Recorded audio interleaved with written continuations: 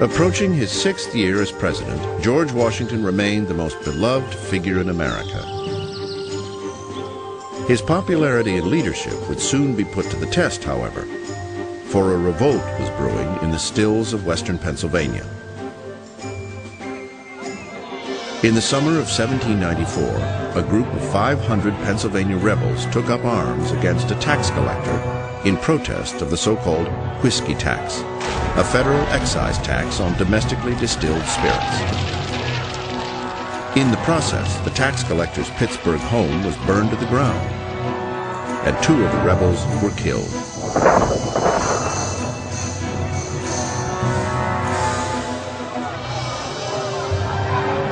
Within days, the Whiskey Rebellion escalated as the rebels' ranks swelled to 7,000 men. There was talk of several Pennsylvania counties seceding from the Union. The rebels are saying this tax is just like the taxes that led to the American Revolution. What Washington says in answer to this is, this is very different because now we have representation. You had a representative in Congress when these laws came down. You lost that debate. Maybe you win the next one. But until that happens, you have to obey the laws that are on the books.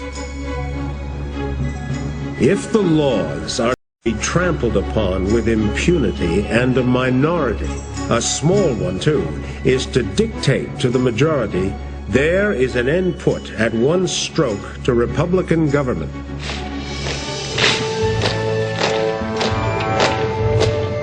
Washington took the rebels' threats of secession seriously and dispatched his former aide-de-camp, Alexander Hamilton, and an army of 12,000 men over the Allegheny Mountains.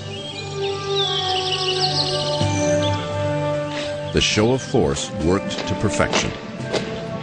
Despite their tough talk, most of the rebels scurried off into the Pennsylvania countryside before Hamilton and his men reached Pittsburgh. 150 arrests were made, and 3 of the rioters were tried for treason and sentenced to death. George Washington railed against the dangers of such uprisings, but in a display of compassion and political skill, he pardoned the condemned men. For the time being, talk of secession had been quieted. George Washington had emerged victorious over the Whiskey rebels.